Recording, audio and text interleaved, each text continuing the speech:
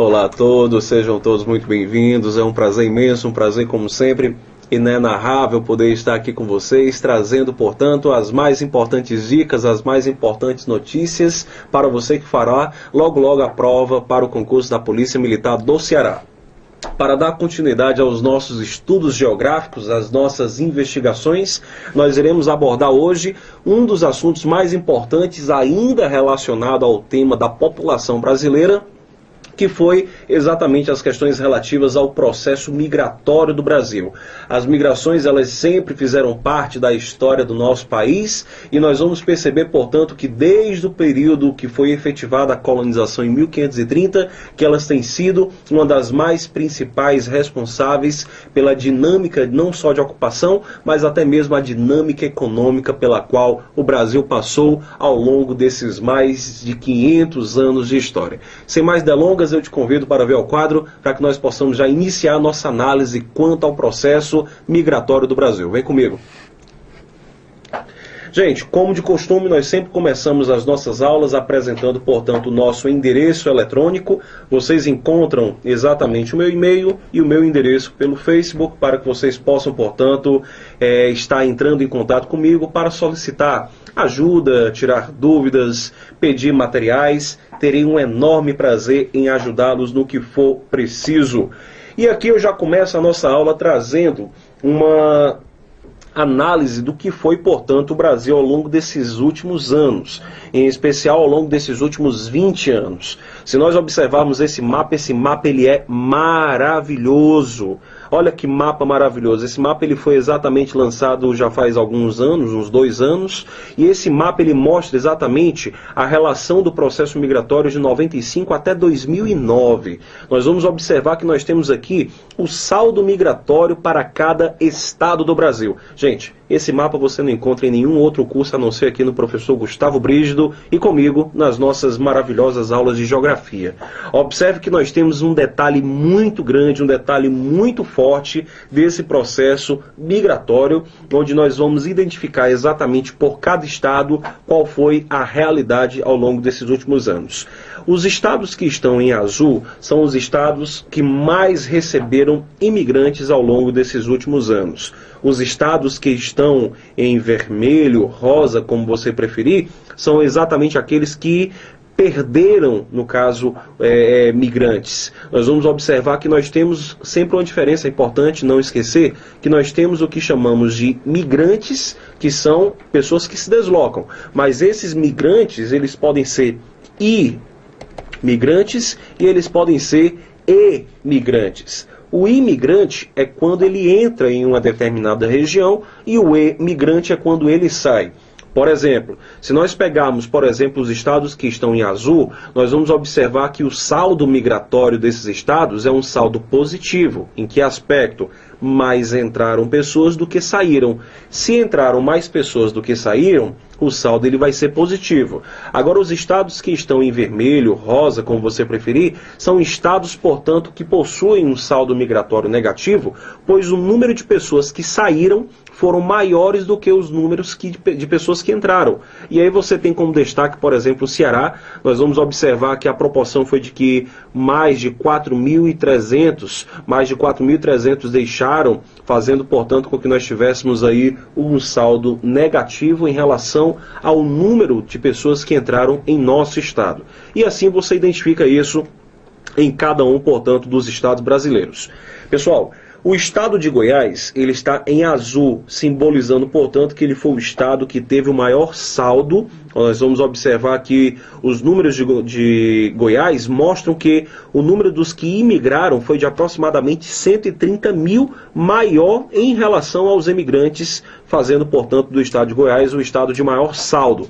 Já se nós olharmos para o estado da Bahia, perceberemos, portanto, que a Bahia, ao contrário de Goiás, foi o estado, portanto, onde nós tivemos a maior saída, o maior número de emigrantes. Pessoas que abandonaram, portanto, a Bahia em busca de melhores condições de vida em outras partes do Brasil. E o saldo foi um saldo de 108.326 pessoas, o que significa, portanto, que nós temos na Bahia o maior déficit migratório do país. Pessoal, não se esqueçam disso, porque isso é muito importante.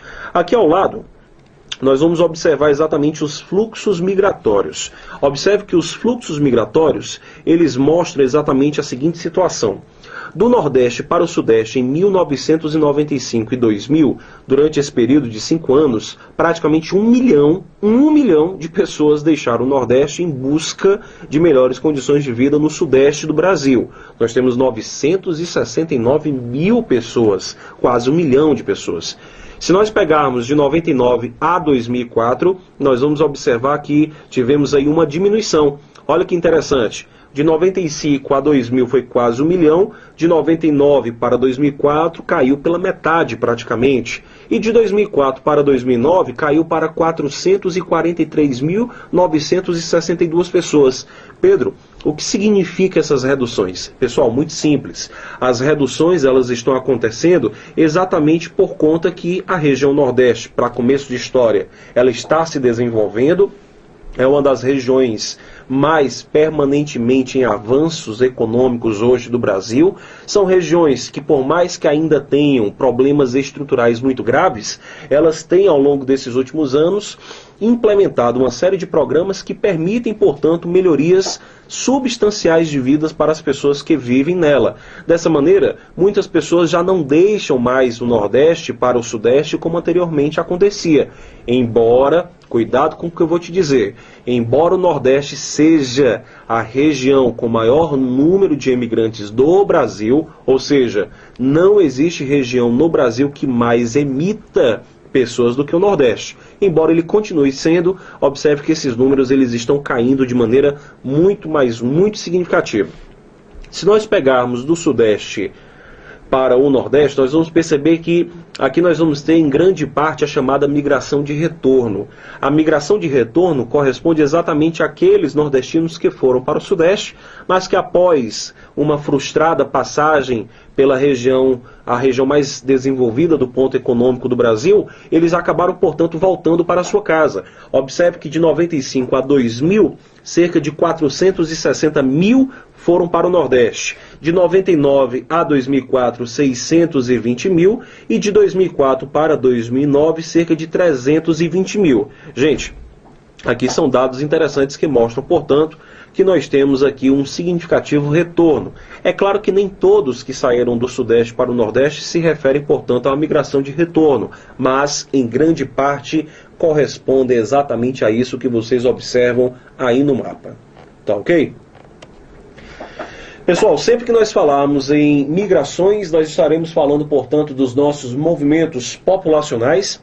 E claro que você sabe muito bem, sabe até melhor do que eu, que nos últimos 500 anos, a história do Brasil ela foi marcada por fortes movimentos migratórios, por fortes movimentos populacionais, que exerceram grande influência na atual configuração da população de muitos países. É sempre importante lembrar que nós temos, inclusive, duas classificações aqui importantíssimas. A migração, seja no Brasil ou no mundo, ela pode ser compreendida como uma migração espontânea ou uma migração forçada. Quando eu tenho uma migração espontânea, significa dizer que as pessoas, por livre e espontânea vontade, de maneira muito natural, ou seja, por um desejo próprio, elas estão abandonando as suas casas e indo, portanto, em busca de melhores condições de vida em outras partes do país. Só que existem também as chamadas migrações forçadas. Essas migrações forçadas, elas podem ser provocadas por inúmeros fatores. Podem ser provocadas por graves problemas naturais, como problemas de seca, enchentes, inundações. Gente, a seca ela acaba sendo um dos principais responsáveis por forçar pessoas a abandonarem as suas terras. Além desses graves problemas naturais, nós temos também uma forte perseguição política por parte de muitas pessoas. Existem muitas pessoas que abandonam as suas casas exatamente para tentar fugir de certas perseguições políticas, como até mesmo perseguições religiosas. Aqui no Brasil, a gente tem muitos exemplos de casos por perseguições religiosas, perseguições políticas. Nós temos muitos casos relativos até mesmo à própria fuga relacionada exatamente ao grave problema natural que a região de origem dessas pessoas ela sofre. Então percebam que as pessoas elas podem se deslocar exatamente com base nesses três principais aspectos, tá ok? Volta comigo, vamos lá. Então nós temos as migrações espontâneas e nós temos as migrações forçadas. Aqui eu coloquei o exemplo do Cesare Battisti, que foi um italiano que veio para o Brasil há alguns anos, exatamente fugindo de uma perseguição política em seu país, onde ele é acusado de assassinato. Porém, entretanto, as provas quanto aos crimes que teriam supostamente sido cometidos por eles, elas não são conclusivas. Então ele resolveu vir para o Brasil. No caso, nós vamos observar que a justiça italiana chegou inclusive a solicitar a extradição, mas na época o ex-presidente Luiz Inácio Lula da Silva negou. Negou por acreditar, portanto, que era de fato, tratava-se de fato de uma perseguição política.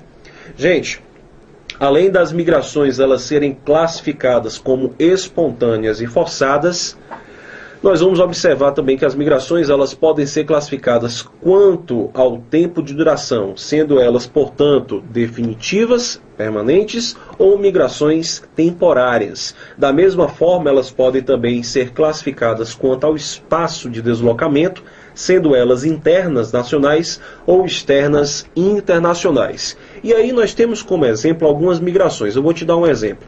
O êxodo rural. Sabemos todos nós que o êxodo rural é a saída do campo para a cidade. Sabemos que quando o trabalhador rural ele abandona o campo e parte em direção à cidade, ele está indo em busca de uma melhor condição de vida, na qual ele não pretende voltar à sua origem. Não significa dizer que ele não possa voltar, mas é importante entender o que? Quando ele abandona o meio rural e parte em direção à grande cidade, o objetivo é exatamente estabelecer moradia e não mais voltar. É claro que muitos deles acabam voltando, mas é importante dizer que o objetivo principal do êxodo rural é exatamente um processo de deslocamento permanente, onde a pessoa ela abandona a sua casa no meio rural e parte para, portanto, estabelecer uma vida, um vínculo definitivo nos grandes centros urbanos. Da mesma forma que o êxodo rural ele é uma migração permanente, definitiva, nós temos também a migração pendular, que é a migração, portanto, temporária, quanto ao tempo de duração. Vou te dar um exemplo. Eu, por exemplo, eu moro em Caucaia, região metropolitana de Fortaleza, mas eu passo o dia em Fortaleza. Eu trabalho durante os dias em Fortaleza e quando é à noite eu volto para Caucaia apenas para dormir. Esse movimento de ida e volta, ele se assemelha, portanto, a um pêndulo. Por isso que é chamada de uma migração pendular. É importante sempre lembrar que essa migração pendular, ela é responsável por criar um termo muito importante, que é o termo das chamadas cidades dormitórios. As cidades dormitórios são aquelas cidades nas quais a maior parte de sua população trabalha em outro município e utiliza a sua residência apenas para dormir. Isso acontece com Caucaia, isso acontece com Maracanaú, que é a maior cidade dormitório do Ceará. Em Maracanaú, nós vamos observar que a maior parte da população economicamente ativa não trabalha em Maracanaú, e sim em Fortaleza e nos municípios que estão ao redor. Mas durante as noites elas retornam para suas casas apenas, portanto, para dormir. Tá ok?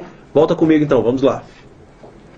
Então, gente, nós temos o exemplo de migrações permanentes e nós temos o exemplo de migrações temporárias. Quanto ao espaço de deslocamento, nós vamos observar que essas migrações elas também podem ser classificadas como nacionais, ou seja, migrações internas, e elas podem ser classificadas como migrações internacionais ou externas. Se eu saio do Brasil para a Argentina, evidentemente é uma migração internacional externa.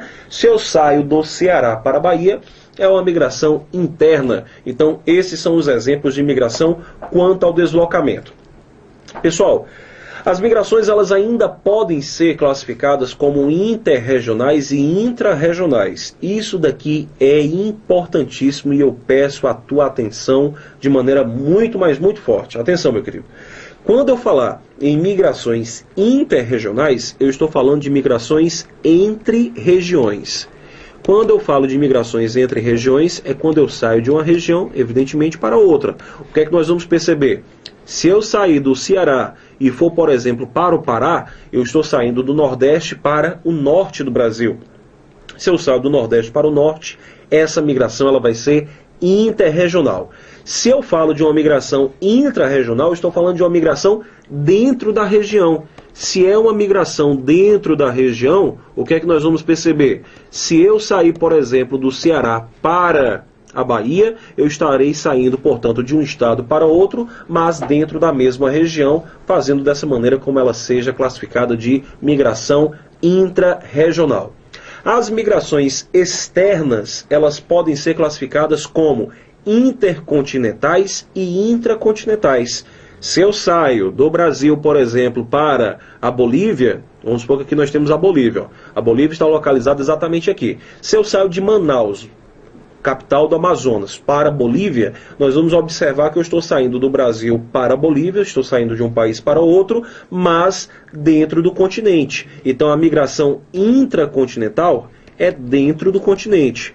Dentro do continente. Eu não saí da América do Sul. Agora, se eu sair do Brasil, por exemplo, para a Europa, aí eu estou saindo de um continente para outro, e se eu saio de um continente para outro, eu terei, portanto, uma migração intercontinental, entre continentes, tá ok? Espero que vocês estejam entendendo, porque isso aqui é muito importante, isso aqui é fundamental para que vocês possam, portanto, compreender toda essa lógica, todo esse dinamismo, esse mecanismo de funcionamento das migrações. Pessoal, os movimentos principais, ou os principais fluxos migratórios que nós temos, são exatamente o nosso êxodo rural, a nossa migração pendular, que já foram explicadas aqui por nós. Temos ainda a transumância e nós temos o nomadismo. Pedro, nunca ouvi falar de transumância. O que seria isso? Que diabo é transumância? Calma, não se desespere. A transumância é um fluxo migratório que é influenciado pelas condições naturais. Nós vamos observar que a transumância, ela tem por objetivo exatamente caracterizar o deslocamento migratório que é promovido por questões de ordem natural. Traduzindo, pessoas que abandonam as suas casas na época das secas e partem em direção a regiões que não sofrem com esse problema. Mas, não se esqueça de uma coisa, as migrações de transumância, assim como a migração pendular, ela é uma migração temporária. Ou seja, após o término da seca, as pessoas elas retornam para as suas casas. Pedro, me dá um outro exemplo, vamos lá. Existem as pessoas que moram nas regiões ribeirinhas, que são as margens dos rios. Existe ali no Amazonas, por exemplo, aquelas palafitas que são muito conhecidas. E nós sabemos que todo rio, ao longo do ano, ele passa por um processo de cheias. Quando ele passa por um processo de cheias, aquelas casas, aquelas palafitas, elas vão ser invadidas pelas águas. Essas pessoas abandonam essas palafitas e partem em direção a regiões mais elevadas que não sofrem com a inundação, mas após o retrocesso, após o retroceder das águas, elas retornam, portanto, para as suas casas. Entendido? São questões de ordem natural. Um outro exemplo. Na Europa é muito comum, nos grandes picos, nos grandes Alpes europeus, é muito comum as pessoas que moram no topo das montanhas descerem até o pé da montanha, as regiões mais baixas, durante o inverno rigoroso. O inverno ele é tão rigoroso que eles, portanto, descem para as regiões mais baixas, onde o frio ele não é tão forte, e após a passagem do inverno eles retornam ao topo das montanhas. Isso é a migração de transumância, e eu espero que vocês estejam entendendo. A outra migração que nós acabamos de mencionar é o chamado nomadismo. O nomadismo vem de nômade, e nômade é a ausência de moradia fixa. Gente, é importante entender que o nomadismo ele é considerado uma migração permanente.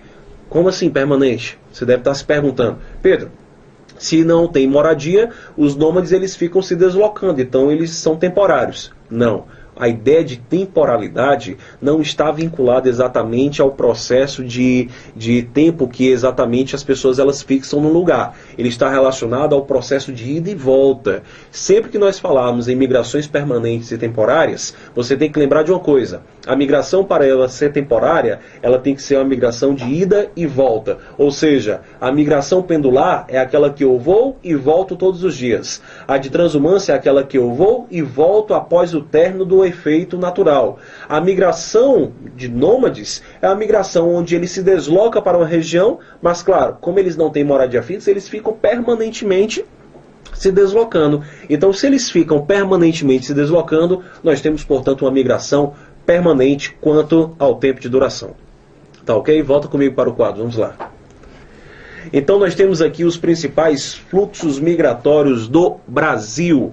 Nós vamos então dar continuidade falando agora algumas das principais características do processo migratório durante o período colonial. Gente, sabemos que o período colonial brasileiro ele foi exatamente antecedido pelo período pré-colonial, que é um período que vai de 1500 a 1530. Nós vamos observar que durante esse período, como o Brasil não havia sido efetivado do ponto de vista colonial, a única atividade que era desenvolvida aqui era exatamente a extração do pau-brasil pela civilização indígena, em troca, portanto, de materiais que não possuíam valor, na chamada escambo, no chamado escambo. O escambo era aquela prática de troca de mercadorias, onde os índios eles extraíam o pau-brasil, eles armazenavam o pau-brasil nas feitorias, e quando os portugueses chegavam aqui, a cada 2, 3 meses, eles, portanto, faziam exatamente esse processo de troca, dando materiais como, por exemplo, espelhos,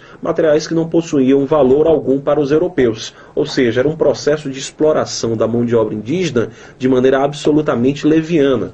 E aí nós temos aqui imagens da época, onde muitos índios, eles, portanto, armazenavam, guardavam exatamente essas madeiras, essas toras nas feitorias, e na chegada dos portugueses, eles acabavam, portanto, realizando todo esse processo de permutação, de troca, portanto, com eles. Gente, o grande problema que nós temos que compreender começa exatamente no período colonial. É importante que você não se esqueça, por favor, eu vou te enfatizar isso de maneira muito forte. Sempre que nós falarmos nas migrações brasileiras, é sempre importante lembrar que o processo migratório ele está diretamente associado aos ciclos econômicos brasileiros. Como assim? Nós vamos perceber que o primeiro ciclo econômico não foi o pau-brasil. Cuidado, viu, gente? O pau-brasil não foi um ciclo econômico, por um motivo simples. Só é ciclo econômico se ele for fonte de sustentação de uma sociedade. Deixa eu te fazer uma pergunta. Extrair pau-brasil sustentava quem? Sustentava os índios? É evidente que não. Os índios sobreviviam da caça, da pesca, da coleta. A extração do pau-brasil sustentava os portugueses? Claro que não, gente. A extração desse pau-brasil e a vinda dos portugueses para buscá-los era apenas uma desculpa de vir periodicamente visitar as terras brasileiras. Ou seja, a extração de pau-brasil não era fonte de sustentação nem para os portugueses nem para os índios. Dessa maneira, o que é que nós vamos perceber? O pau-brasil, ele não é um ciclo econômico. O primeiro ciclo econômico do Brasil foi a cana-de-açúcar que foi instalada no Nordeste. Será o Nordeste açucareiro, portanto, o primeiro ciclo econômico do Brasil, e será exatamente no Nordeste onde nós vamos ter instaladas as primeiras e mais bem desenvolvidas atividades açucareiras da época, evidentemente, fazendo dessa forma com que o Nordeste se transformasse num grande polo de investimentos por parte da coroa e dessa forma um grande fornecedor e abastecedor mundial já naquela época. É sempre importante destacar que, com o passar dos anos, é natural que os ciclos eles sofram mudanças. A cana-de-açúcar ela vai chegar a um determinado momento em que ela já não trará